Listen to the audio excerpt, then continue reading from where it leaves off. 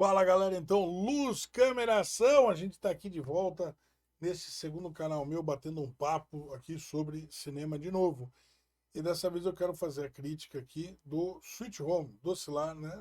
Foi a primeira temporada desse novo seriado sul-coreano que foi ao ar ali pelo Netflix, né? Foi como um original do Netflix. Depois se descobriu que não era tão original assim. Mas de qualquer maneira, assim, vamos Vamos lá, do que é que se trata Sweet Home? Sweet Home é um pessoal que está num prédio, tem um estudante que quer tirar a própria vida, né? A palavra em si eu não posso falar aqui, porque senão o YouTube tira a relevância do meu vídeo, né? Ele quer, né? Ele é o cara que ele não gosta muito da própria vida. Ele é um niilista, né? O personagem principal tem esses nomes em coreano, Joaquim Po, que são difíceis de pronunciar. Mas, bom, a história gira em torno deste personagem. Ele é um personagem que sofreu muito bullying na escola, que perdeu a família num acidente trágico, de repente vai parar num prédio que é um muquifo, e aí ele tá lá e vai conhecer mais pessoas cujas vidas também não estão nem um pouco boas. Né? Então, as pessoas estão ali vivendo nesse prédio e de repente se descobre um surto de uma doença. Não se sabe ainda se é uma doença no sentido de um vírus ou coisa do tipo, ou se é uma maldição religiosa. Por quê? Porque as pessoas começam a morrer e de repente elas começam, depois de morrer, elas se tornam então monstros, né? Bom, tá, beleza. É um negócio que aparentemente, segundo você fala, não fica muito aprazível, mas quando você assiste, é um negócio muito legal. Tem aventura, é um thriller adolescente, né? Tem suspense pra caramba. Você fica esperando ali as próximas cenas, fica esperando o próximo monstro que vai aparecer. Os monstros não são iguais, isso é um ponto muito bacana, porque os monstros, quando as pessoas vão se tornar monstros, eles dependem do desejo interno da pessoa.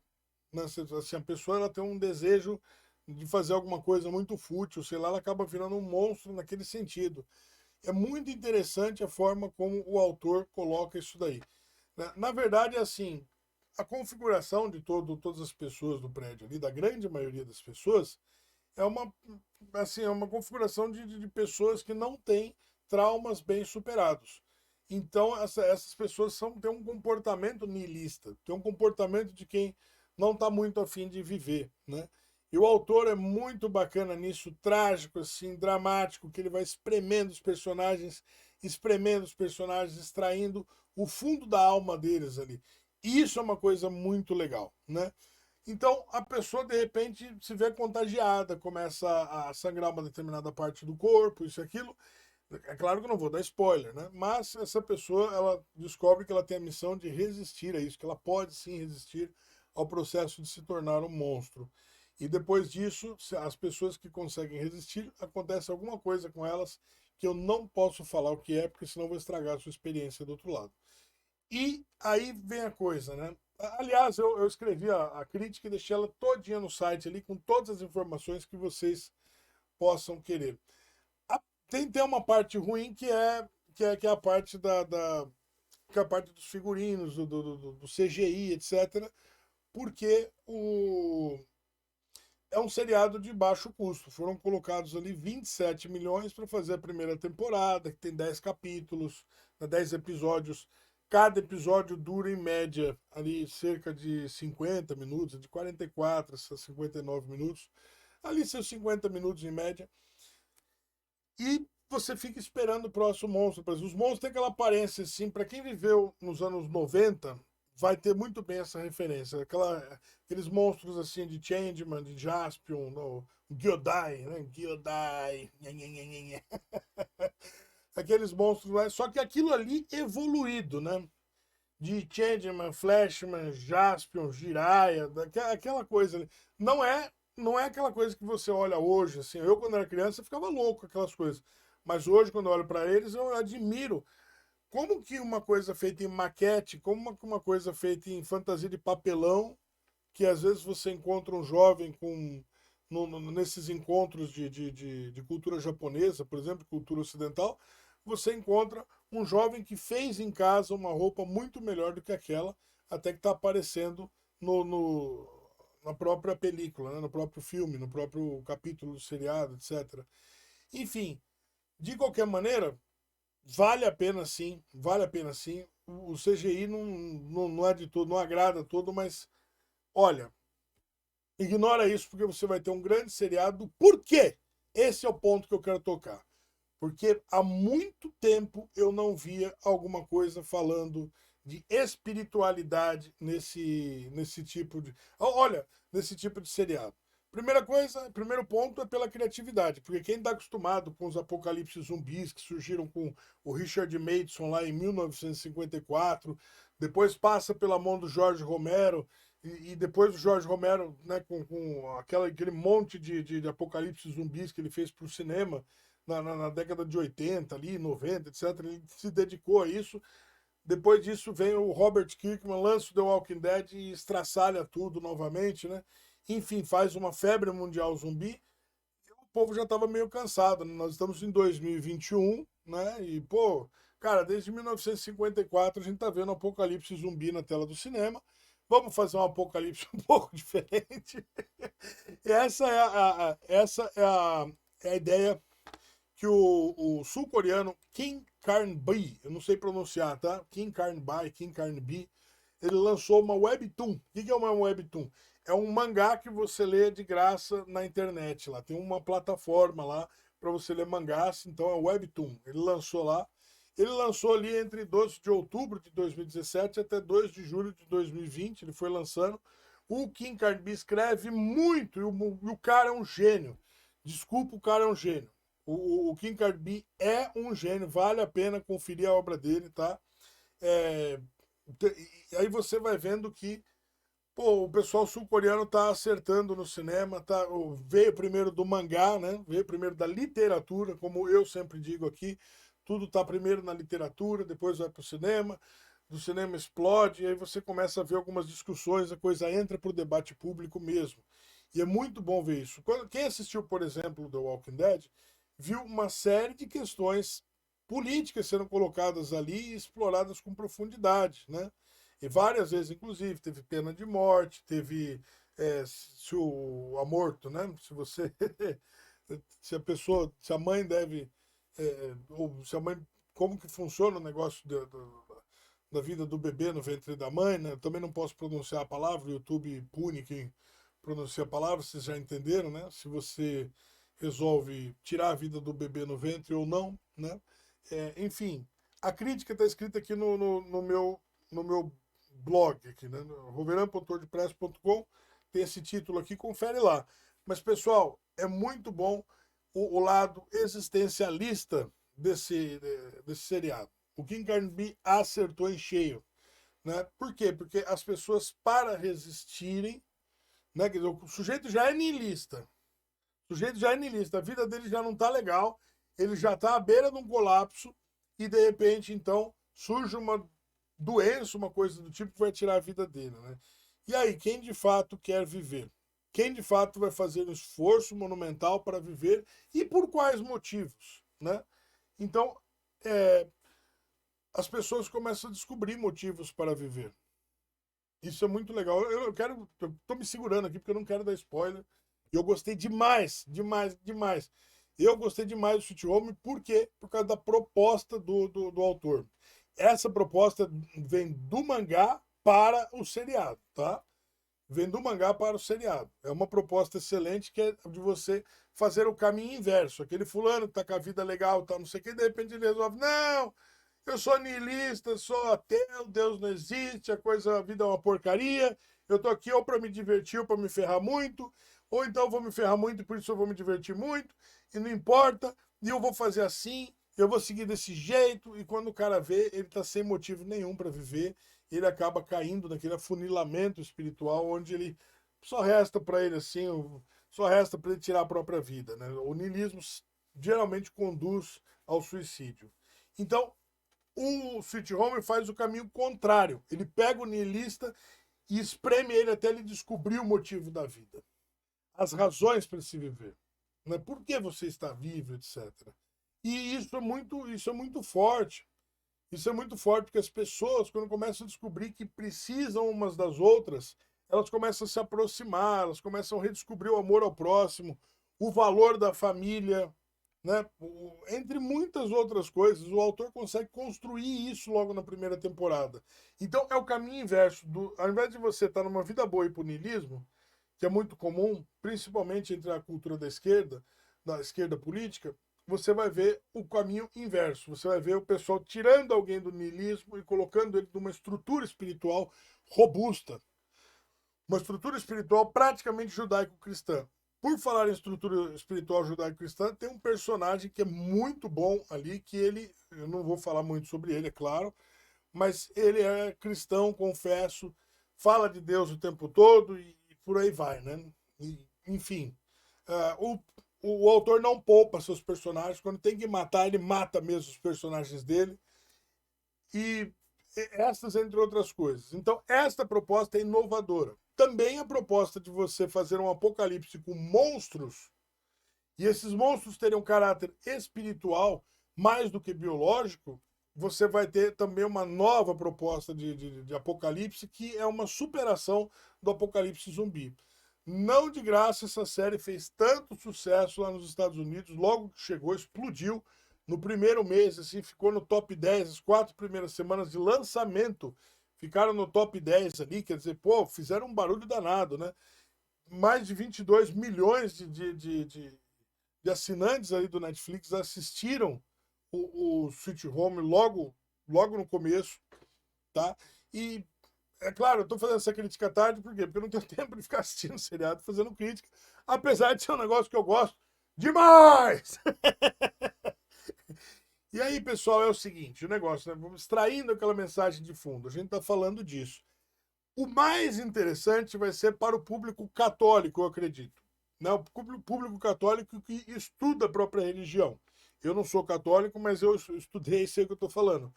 Quando você fala das virtudes cardinais, para um católico, né, alguns evangélicos também prestam atenção nisso, que são a prudência, a força, a justiça e a temperança. Né? O que isso tem a ver, Ricardo? É o seguinte, quando o sujeito está doente ali, ele tem que obrigatoriamente usar essas 4 virtudes da alma para que ele possa conseguir tentar uma chance de vencer este momento difícil dele, tá? Então vamos lá. O que é prudência? Prudência é a virtude da sabedoria, a virtude que você te faz, a virtude da alma que te faz discernir entre o bem e o mal. O que é bem e o que é mal? Depois você tem a força. A força é o seguinte: após você discernir entre o bem e o mal, você escolher o bem e rejeitar o mal. E aí você fala, pô, o que é a justiça? A justiça é a capacidade de você constantemente, né, dar a cada um segundo o seu mérito. Poxa, então esse cara é mau, ele tem que ser tratado como mau. Esse cara é bom, ele tem que ser tratado como bom. Isso daí, e você resistir ao mal externo por bastante tempo. Você é capaz de fazer isso. É a virtude que te faz resistir ao mal que vem de fora.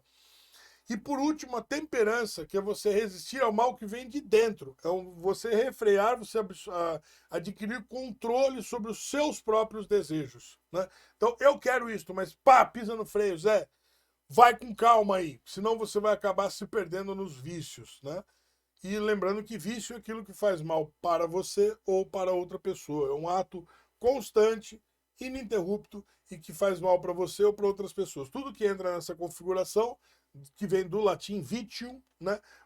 Isso falando também isso falando agora da doutrina cristã antiga, né? Você vai ver que não é coach de autoajuda, não é coisa séria aqui. Você vai ver que a coisa funciona desta maneira. Bom, então tudo isso daqui você vai ver embutido na obra do Kim Carnby. Você vai ver todo esse reforço espiritual. É uma coisa que para os jovens hoje em dia é maravilhoso, tá? Vamos lá. Com relação agora aos aspectos técnicos, a música acertou muito, muito. Eu não vi assim uma forma de alguém encaixar o Warriors do Imagine Dragons em algum lugar, em algum filme, alguma coisa assim, de forma tão bem feita quanto esse seriado fez. Ele o pessoal ali do som, o Gaebe, se não me engano, Gaebe, ele conseguiu, o diretor de música conseguiu colocar nos lugares certos, nos pontos-chave, né? A direção é uma direção muito dramática, e que vale a pena justamente pelo drama. Ela mistura assim drama com aventura de uma forma fantástica. Tem aquela aventura, daquele momento de enfrentamento do monstro, enfrentamento do perigo, enfrentamento daquilo que vem de dentro de você. Politicamente é um seriado, pelo menos a primeira temporada é conservadora. Por que conservadora? Porque, em primeiro lugar, o Estado é visto como vilão. Está todo mundo esperando que uma ajuda venha do Estado, e o que vem do Estado, na verdade, não é só um pé na bunda, é uma usurpação. O Estado é visto como vilão. Não vou contar o que acontece, obviamente, mas posso dizer que o Estado é visto como vilão logo na primeira temporada. Tá?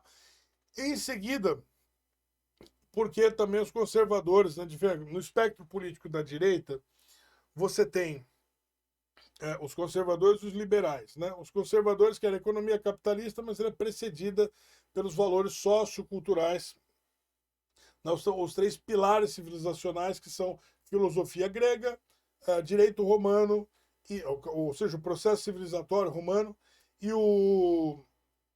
a filosofia grega, direito romano e religião judaico-cristã. Você pode ver que nesse seriado há esta pontuação, né? Você tem isso daqui como processo civilizatório: filosofia grega, direito romano e religião judaico-cristã com destaque para a religião judaico-cristã.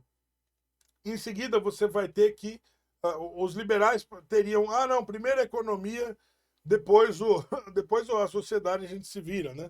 Eles invertem a ordem, né? O liberal, ele inverte a ordem do conservador. O conservador fala, primeiro esses três pilares da civilização, depois a economia capitalista, que é importante, sim.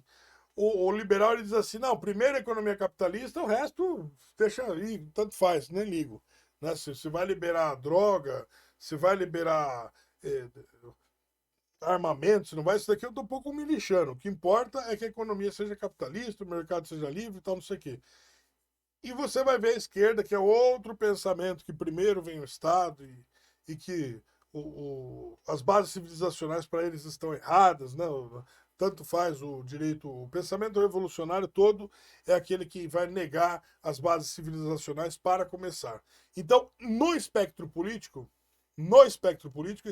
a primeira temporada de Sweet Home é sim conservadora, não tem para onde correr isso daí, tá? Em segundo lugar, porque é o grande destaque para o judaico-cristianismo, né? Para aquele pessoal que respeita tanto o Velho quanto o Novo Testamento da Bíblia, como uma história de fluxo contínuo, né? Você começa lá na Bíblia, Adão, não sei o que, tal, os profetas, tal, não sei o que, de repente vem Jesus Cristo, tal, não sei o que, vai até o Apocalipse. Então, isso a gente chama de judaico-cristianismo, né? Respeitar tanto o Velho quanto o Novo Testamento da Bíblia como uma história de fluxo contínuo. Muito bem. Então, você vai ter esta história. Nossa, tá um calor terrível aqui no estúdio.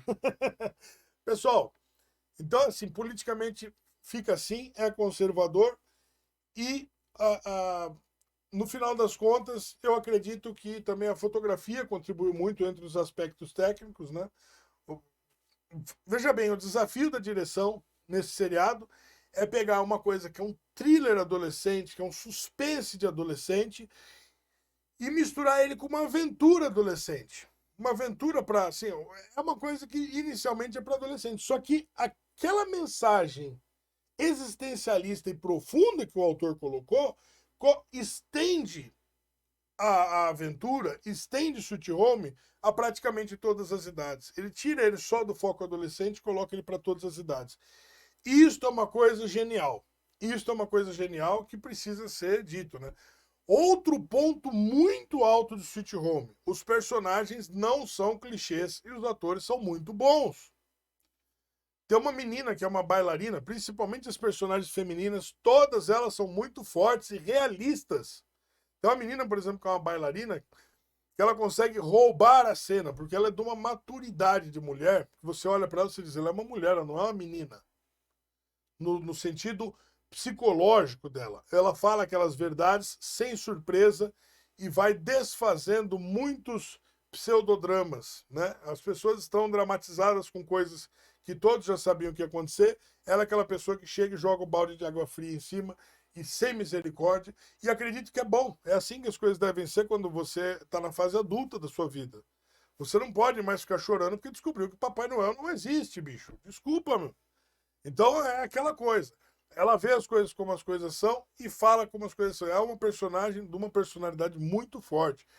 Existe também um outro personagem que é confundido com um gangster, né? Que inclusive ele tá aqui no depois do não esse aqui, o outro do outro lado ali que tá com o martelo na mão aqui.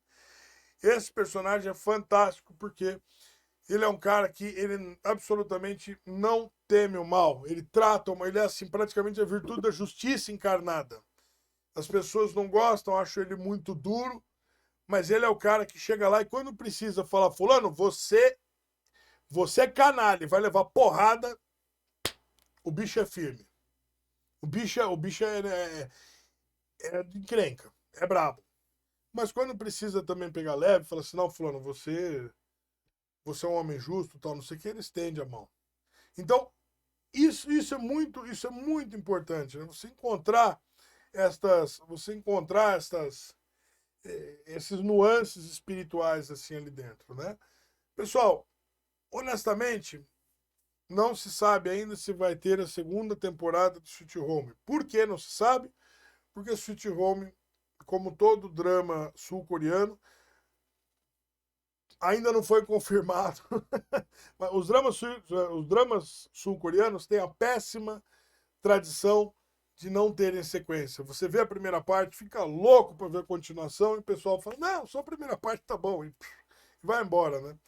Então, quer dizer, o que eu aconselho para vocês é procurarem na plataforma do Webtoon, quem quiser, e ir dando uma olhada de antemão o que é que o Kim Carnby fez ali. Né? São 140 capítulos online. E também assiste porque vale a pena, tá? Do alto da minha chatice, eu sou chato pra dedéu. Eu tô dando para esse seriado aqui, para a primeira temporada desse seriado, uma nota 9, tá? É isso, pessoal. A gente falou aqui sobre Sweet Home, né? A gente falou aqui sobre os aspectos técnicos,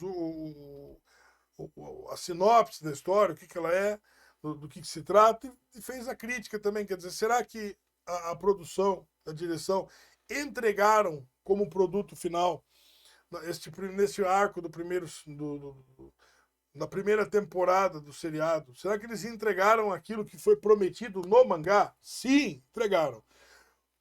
O mangá abre com as primeiras páginas, para quem tiver curiosidade de ler, ele é aberto, tem traduzido na internet, com uma. Ele é aberto já com esta proposta.